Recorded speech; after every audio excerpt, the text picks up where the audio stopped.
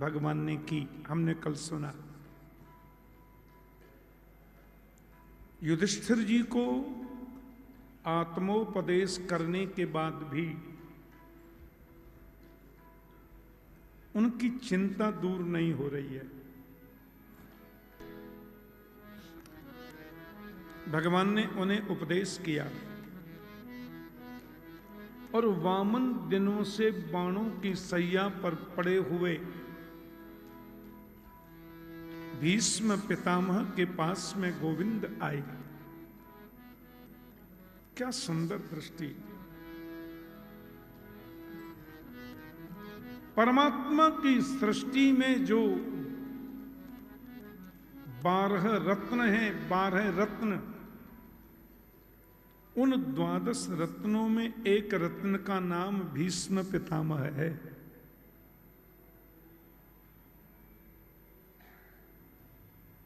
भीष्म पितामह।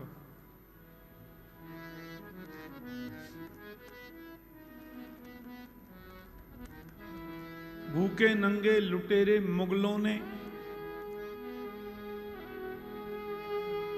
जब भारत को लूटा,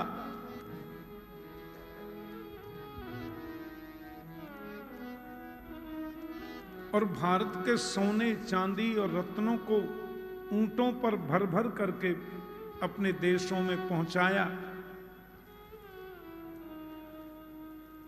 तो उसमें जो राजा होते थे उनको बादशाह बोलते।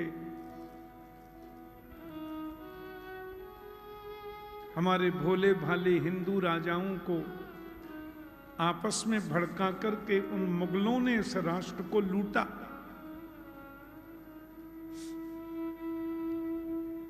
तो उनमें जो बादशाह था, वो कथाएं आती है ना, उसके 9 रत्न थे, नवरत्न। झूठा राजा, झूठा बादशाह, झूठे रतन। परमात्मा की सृष्टि में 12 रत्न हैं, 12 रत्न। उन 12 रत्नों में एक रत्न का नाम भीष्म पितामह है। अद्भुत। नैष्ठिक बाल ब्रह्मचारी,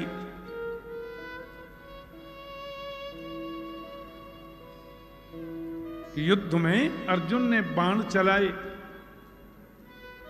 और भीष्म पितामह जमीन पर लेट गए। 52 दिन से बाणों की शैया पर भीष्म हैं। पांडवों को, माता कुंती को, देवी द्रौपदी को, सबको साथ लेकर भगवान भीष्म के पास गए।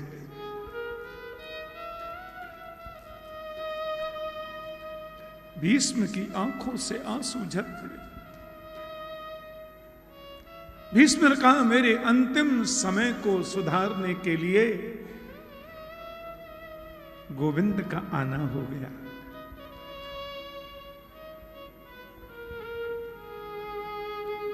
दान धर्मान राजधर्मान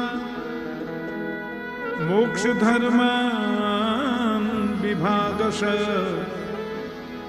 स्त्री धर्मान भगवत धर्मान समासव्यास योगतः।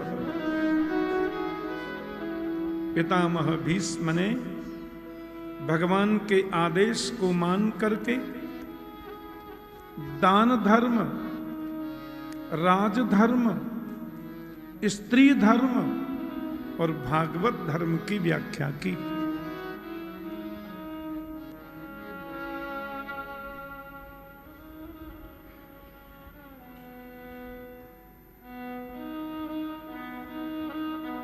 जब वो राजधर्म की व्याख्या कर रहे थे, पितामह भीष्म ने कहा, आंखों के सामने पाप होते देखना ये डबल पाप है। पाप करना तो पाप है ही, पाप सहना भी पाप है।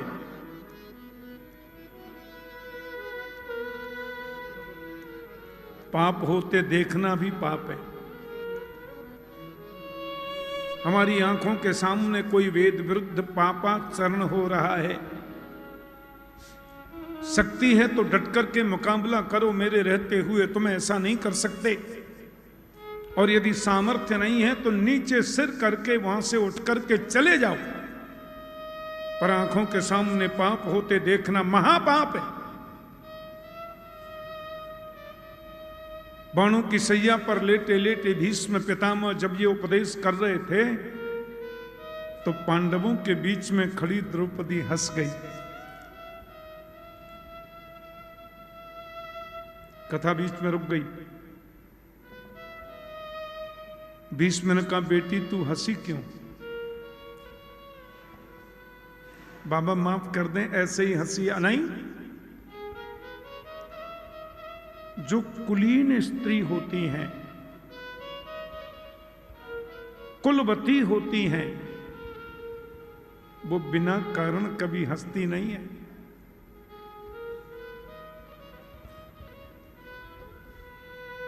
ज्यादा हंसते हंसते बातें करना मूर्खता का द्योतक है। और कोई बड़ा व्यक्ति उपदेश कर रहा हो, बीच में हंसना या बीच में टोकना, यह मूर्खता का लक्षण है। मुझे याद है मेरे जीवन में कभी भी मैं बोल रहा हूं तो तुम्हारी सासू जी ने, माता कुंती ने कभी हंसने का साहस नहीं किया। क्यों हंसी बेटी तू?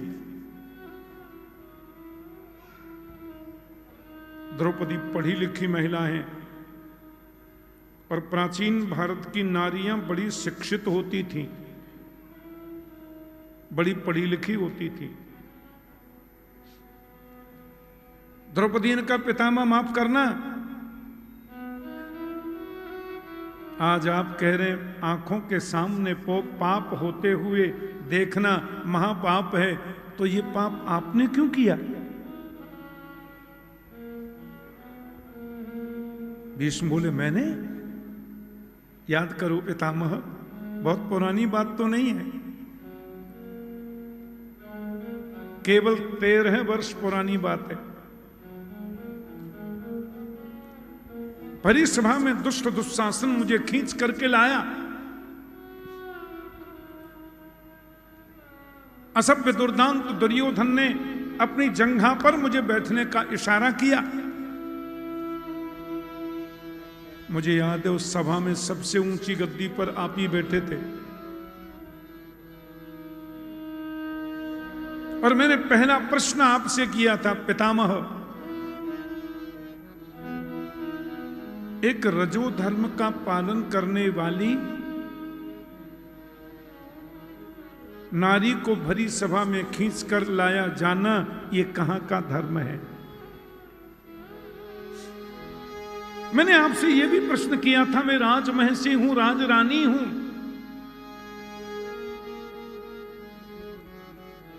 पांडव लोग जुआ में हार गए, हार करके दास बन गए, तो एक दास को, एक रानी को दांव पर लगाने का क्या अधिकार है? मुझे संविधान का ज्ञान है। आप जरा भी उंगली उठा करके कहते दुर्योधन नहीं, तो दुर्योधन की हिम्मत नहीं होती मेरा अपमान करने की। उसने इशारा किया दुशासन को और दुशासन मेरी साड़ी खींचने लगा।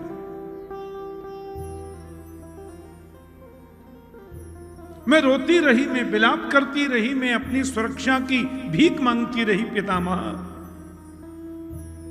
आप एक शब्द नहीं बोले, सब देखते रहे आप।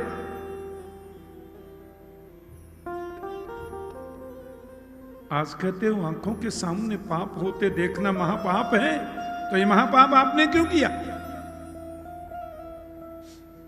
आप तो कुरुवंश के सबसे ज्येष्ठ, सबसे वरिष्ठ, सबसे ज्यादा अतिरथी वीर हैं।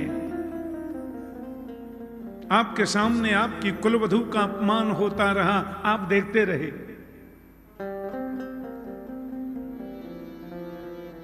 आज कहते हो पाप होते देखना महापाप है। इसलिए हंसी आ गई। भीष्म पितामह की आंखों से आंसुओं की धार निकल पड़ी। बेटी तुम बिल्कुल सत्य कहती हो, मैं वही अभागा भीष्म हूं जिसकी आंखों के सामने अपमान हो रहा था तेरा। मैं शक्ति संपन्न था, मैं रोक सकता था, पर मैं रोक नहीं पाया। बेटी, क्योंकि उस समय मैंने दुष्ट दुर्योधन का दूषित अन्न खाया था।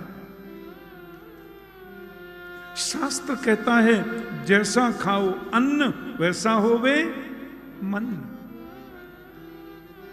जैसा पियो पानी वैसी होवे वाणी।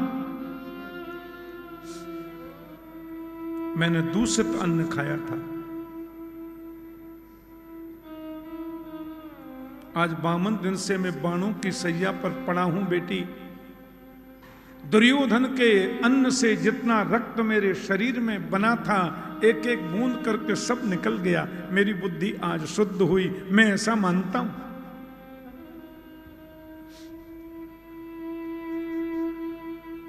एक बात बता बेटी, ये खड़ा है ना अर्जुन मेरा लाडला पोता है।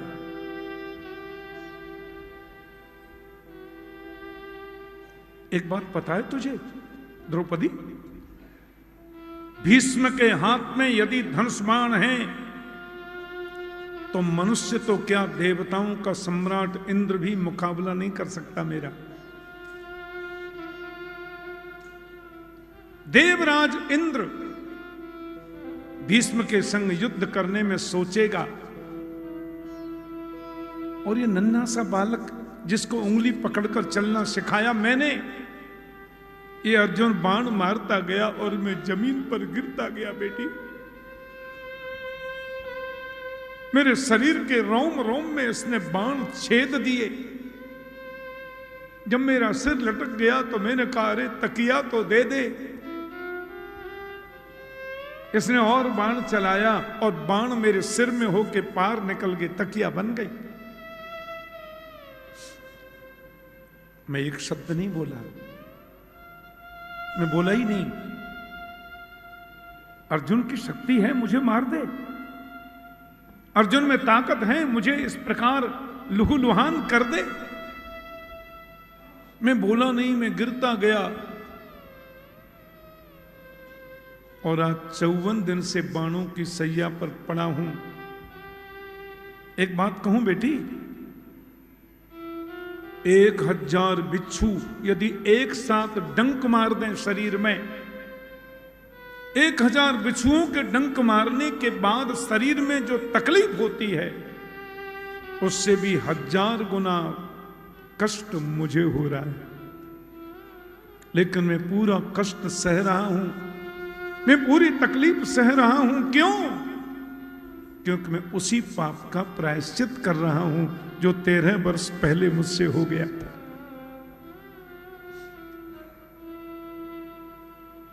मेरी कुल की कुल बधू, उसको अपमानित होना पड़ा और मैं रोक नहीं पाया। हो सके तो मुझे क्षमा करना बेटी। द्रौपदी की आंखों से आंसू निकल पड़े। पितामह मुझे माफ करना, आपके मन को दुखाने का मेरा कोई मंतव्य नहीं था, आपको तकलीफ देने का मेरा कोई भाव नहीं था। बस मुझे बात आई तो मैंने बोल। नहीं बेटी, मन में कुंठा लेके रहना नहीं चाहिए। अच्छा हुआ क्लियर हो गया। भीष्म पितामह ने उपदेश किया, आंखें बंद करी, फिर धीरे से आंख खोलकर सामने खड़े मुरलीधर कृष्ण को देखा और बोले, गोपाल जी, आज तक मैंने कुछ नहीं मांगा आपसे, आज मांगता हूं, दोगे? भगवान बोले, पितामह आज्ञा करिए, क्या दे सकता हूं मैं? भीष्म बोले, मेरी एक बेटी है, उसके संग शादी कर लो। एक बेटी है मेरी, मैं चाहता हूं उसको आप स्वीकार करके उसको अपनी पत्नी बनाओ, शादी करो। अर्जुन ने कान में आके कहा, बाबा आपकी तो शादी नहीं हुई, फिर बेटी कहां से हो गई? भीष्म बोले, मैं किस बेटी की बात कर रहा हूं ये कृष्ण को मालूम है। मेरी बेटी का नाम है बुद्धिमती। इतिमति रूप कल्पिता वितृष्णा भगवती सात्वत पुंगवे विभूमि स्वसुखमुपगते क्वचित् विहातुं प्रकृतिमुपेयुषि यद्भव प्रवाह।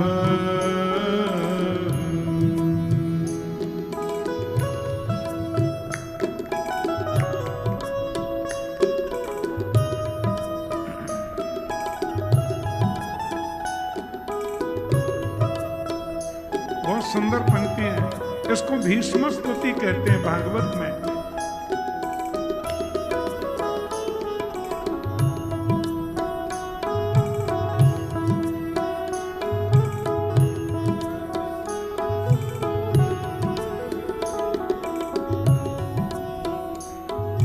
त्रिभुवन कमलम तमाल वर्णम रविकर गौरवराम्बरम दधाने बपूरल कपूला वृताननाब्जम विजय सखे रतिरस्तु मे नवत्या युदितुरगरजो विधुम्न विष्णुक कवचललितस्तव धांग्रे मम निश्चित शरैर् विदम्बमानं त्वयि विदतस्तव कृष्ण कृष्ण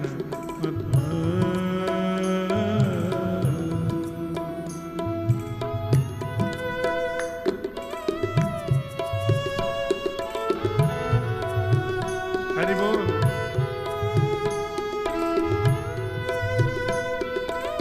हे गोविंद, मेरी बेटी का नाम बुद्धि है, उसे आप स्वीकार करिए। भगवान ने कहा, बुद्धि रूपी बेटी मुझे दोगे तो साथ में तृष्णा भी आएगी। भीष्म बोले, मेरी बुद्धि में तृष्णा नहीं है, वितृष्णा विगता तृष्णा वितृष्णा। मैं कहां तक वर्णन करूं? ऐसा सुंदर कमनीय किशोर मूर्ति, ऐसी सुंदर प्यारी झांकी, ऐसा सुंदर सुललित स्वरूप, मेरी बेटी को इससे सुंदर और मिलेगा कहां? आपकी तो एक एक झांकी मुझे याद है, एक एक झांकी का मैं स्मरण करता हूं।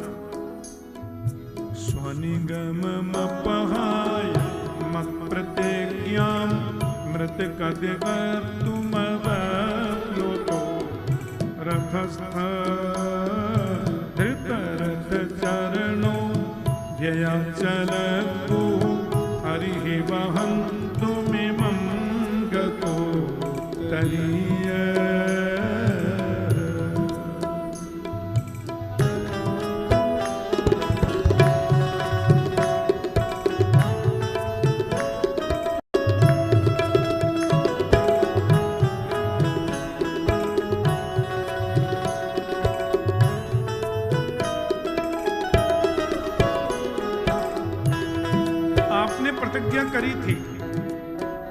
आपने प्रतिज्ञा करी थी कि मैं महाभारत में अस्त्र शस्त्र ग्रहण नहीं करूंगा।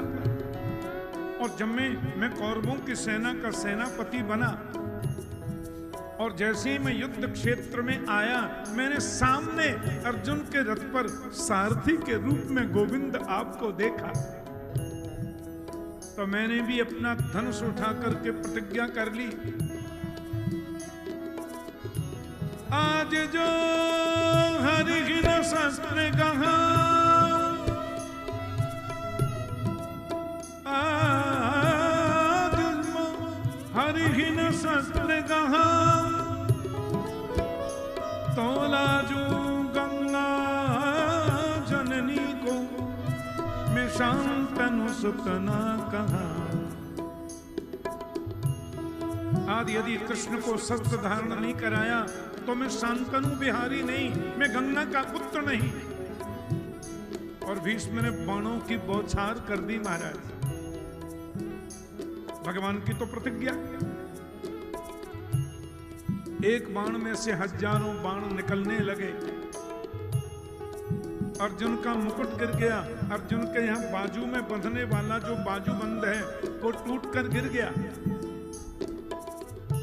अर्जुन के यहां पे बंधा हुआ जो कवच है वो कवच गिर गया। अर्जुन के हाथ से धनुष बाण छूट गए। भीष्म ने एक आध बाण घोड़ों के तरफ भी लगा दिया और एक बाण तो कृष्ण के चरणों में आकर के गिरा। कन्हैया बोले, अरे अरे अरे अरे अर्जुन, अरे कुछ कर भाई, ये बुढ़ऊ बाबा कमाल कर रहा है। अर्जुन बोले, पितामह भीष्म है, इनसे युद्ध करना मजाक नहीं है केशव। कन्हैया ने जब देखा कि भीष्म तो मार डालेगा मेरे अर्जुन को, मेरे गोविंद अपनी सारी प्रतिज्ञा भूल गए और रथ से कूद पड़े। गोपाल जी सामने पड़ा था किसी अन्य रथ का टूटा हुआ चक्का, उसको गोविंद ने उठाया और भीष्म को मारने के लिए सुदर्शन चक्र की भांति उस चक्के को लेकर के दौड़े। भीष्म ने अपने धनुष बाण फेंक दिए और भुजा पसार कर बोले, आओ केशव, मार डालो मुझे, टुकड़े टुकड़े कर दो मेरे, लेकिन मेरी प्रतिज्ञा पूर्ण करने के लिए तुमने अपनी प्रतिज्ञा तोड़ दी। यही तो मैं चाहता था और वो पूरी हो गई प्रतिज्ञा। आज भीष्म सजल नेत्रों से रोते हुए कह रहे हैं, स्वानि स्वानि गममपहाय प्रतिज्ञा मृतमधिकर्तुमवप्लुतो रथस्थ रथ रथ चरणो व्ययाचलद्गो हरिः महन्तुमिमं गतो हरिः महन्तु गतो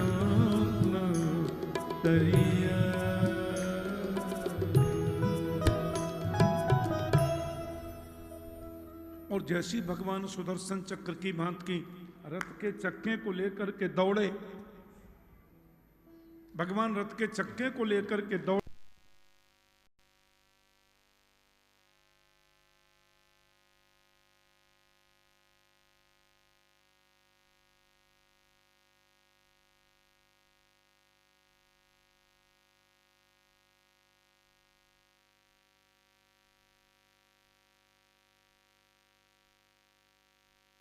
एकाग्रता में वहां पहुंचते हैं तो लाइट जाते ही हम नीचे गिरते हैं धड़ाम से। फिर हमको उस स्थान पर पहुंचने में फिर 1 मिनट लग जाता है। होना ये चाहिए कोई व्यक्ति जनरेटर के पास बैठा रहे और जैसे ही लाइट गई 1 सेकंड में चालू कर दे। आजकल टेक्नोलॉजी बहुत हाई फाई हो गई है। अब मैं क्या कह रहा था भूल गया। बोलो जय श्री कृष्ण।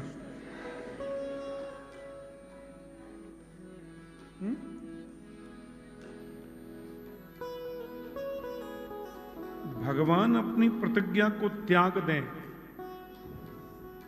परमात्मा अपनी प्रतिज्ञा तोड़ दे तो पृथ्वी पर प्रलय हो सकता है। और भगवान रथ के चक्के को लेकर के भीष्म को मारने के लिए दौड़े तो पृथ्वी कांपने लगी। क्या हो रहा है? भगवान की प्रतिज्ञा टूटेगी तो पृथ्वी पर प्रलय आ जाएगा। भागवत में लिखा है, स्वनिगममपहाय मत् प्रतिज्ञा मृतमधिकर्तु मवप्लुतो रथस्थ धृतरथ चरणो व्ययाचलद्गुः हरिः वहन्तुमिमं गतोत्तरीय।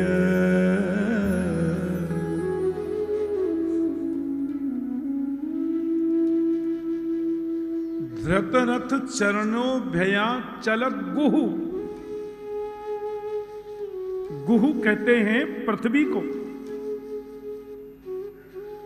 भगवान जब चक्र लेकर के दौड़े अपने चरणों से तो पृथ्वी कांपने लगी। भूकंप आ गया, हाथी बाती ऐसे होने लगे, इससे युद्ध चल रहा था यहां तो क्या हुआ? हरि ही वहन्तु मिमं गतोत्तरीय।